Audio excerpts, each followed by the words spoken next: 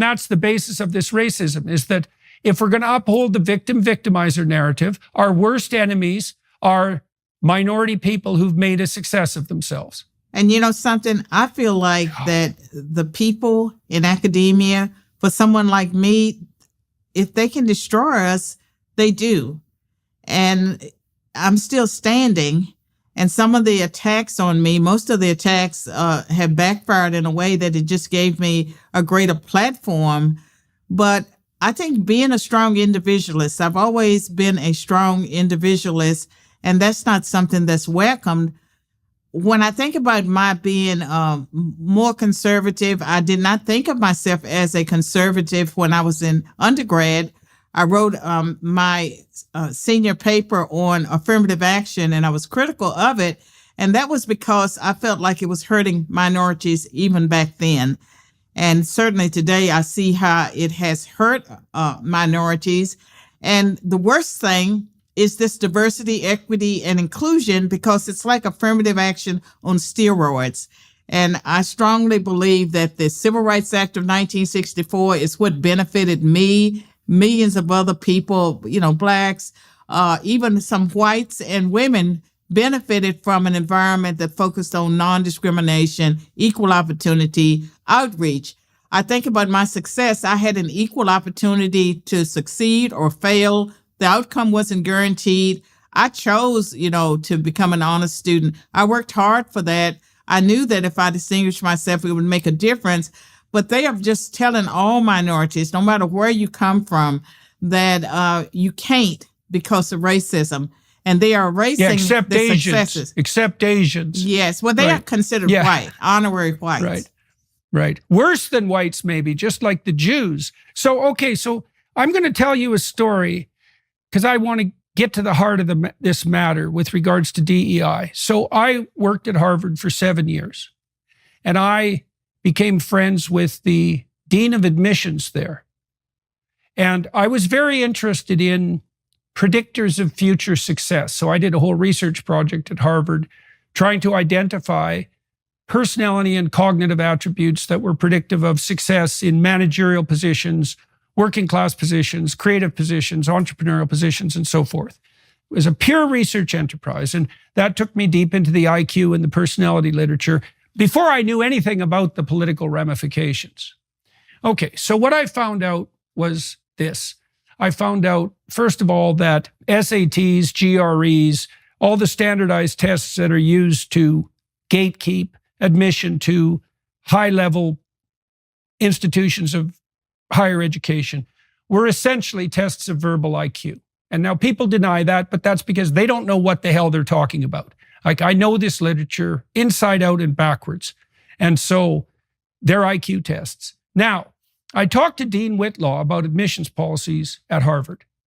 And he told me that without an affirmative action structure, that there would be very few Black people in the Ivy Leagues. And so Dean, I wouldn't say, was either a liberal or a conservative as far as I was concerned. I think what he was trying to do was to find the best people, the best undergraduates to come to Harvard. And so now, so that's a problem. Now, another problem is that if you just use SATs and GREs and so forth, you're going to get a majority, a disproportionate number of Asians and Jews. So that's also going to happen. And then there's a third problem. So I talked to this guy named Adrian Woodward. He used to work for The Economist, very smart man. He wrote a book on the history of merit. And he pointed out that if you don't use objective classifications of merit for your hiring and your promotion, the systems that don't rely on objective merit default to dynasty and nepotism. So you don't get some sort of egalitarian equity if you scrap objective tests. What you get is who you know, who you're related to, who can pull strings, and who can put your name forward. Well, that's what's happening. So, but we're in a real conundrum, right? Because if we use purely objective tests, then we don't get an equal distribution of applicants from the ethnic and racial groups. We get a lot more Jews and we get, go ahead. Well, I mean, I've given that a lot of thought, and I believe that racial and ethnic minorities can meet any standard put before them. But when they started lowering the standards so far with affirmative action, people learned what they had to do if you were Black to get into Harvard or to get into the elite schools. And I can tell you, my success story would not have been a success story if I had not gone to that community college, taken remedial math, gone to Roanoke College in Salem, Virginia, liberal arts school, and then Virginia Tech. And I was never in an environment where I was struggling. And my personality is such that if I were at the bottom of the class, if I were failing a class, I would quit. I would have quit because I needed to do well. And so they are harming racial and ethnic minorities that have high standards that really could have been successful at a state school or somewhere else when they bring them in to make them feel good.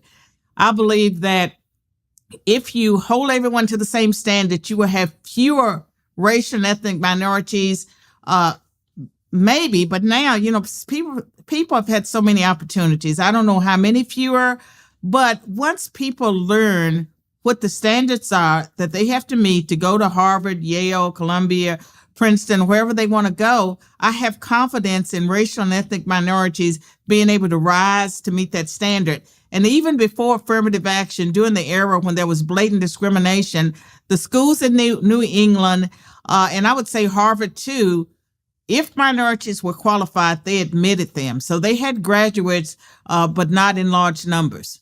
And now we believe that there has to be a certain percentage. I don't think there has to be a certain percentage. The difference between back when I came through and now is equity. They're seeking equal outcomes, and they believe that you need people in certain percentages.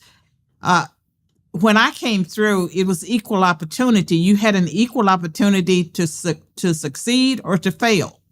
Well, the other problem with the bloody equity idea is that there's no limit to the number of ways you can categorize people. And so the idea that we're going to get to some sort of utopia where every single person, regardless of how you categorize them intersectionally, all of those people are going to be represented in every single profession in numbers equivalent to their proportion in the population it's such an absurd idea that you'd have to be educated at an Ivy League school for many years before you'd become daft enough to believe it, even on arithmetic principles alone. It's so preposterous. And so the question is exactly what's motivating. And it's especially weird because it really strikes me. Okay, so there's a worse thing about this too, as far as I'm concerned. So, I was bounced out of academia about the same time you were, and under circumstances that were broadly similar. You were asking questions, and for me, I think that I fell out of favor when Bowen and Bach published The Shape of the River, and I started talking about affirmative action. I wrote an op-ed piece. I favored class-based, race-neutral affirmative action. That was not what the elites wanted, and that was part of the beginning to the end for me. Yeah, well, I stood up against a bill in Canada that mandated pronoun use. And so, but I was also no fan, for example, of affirmative action because I think it's clear that it does more harm than good. I think it's clear now. So there's another way it does harm. And this is an ugly little thing too, but I believe it's true. As the DEI movement gained steam, I found myself looking with increasing suspicion on anyone who was Black, let's say, or gay, anybody who could have benefited from preferential treatment under the DEI rubric. I started to become skeptical of. It was like maybe I'd be on a panel with someone, maybe we'd be on the same side or different sides, but that person, say on the opposite side, would be the member of a favored minority, and I'd think, just who the hell are you and how did you get your position? And this really makes me ill. Well, and I saw this at Harvard too, because the Black kids there that I got to know, they had an additional burden to bear. Like all the kids who go to Harvard have imposter syndrome when they first get there. If you don't have imposter syndrome, there's something wrong with you, right? But then the minority kids who've benefited from the DEI approach, they've got a lot bigger helping of imposter syndrome because it isn't exactly obvious to them and also to the people around them exactly what they're doing there. And that's perfectly fine for the scoundrels and scamps who are willing to twist the system to their benefit, who feel no shame for doing so. But for people who've actually worked their tails to the bone, let's say, worked their hands to the bone in order to move ahead and to be credible, to have that shadow of doubt cast on them is, well, that's Satan's choice. Like, there's nothing worse than punishing people for their virtues. And you punish people who've got ahead on the basis of merit by using DEI standards.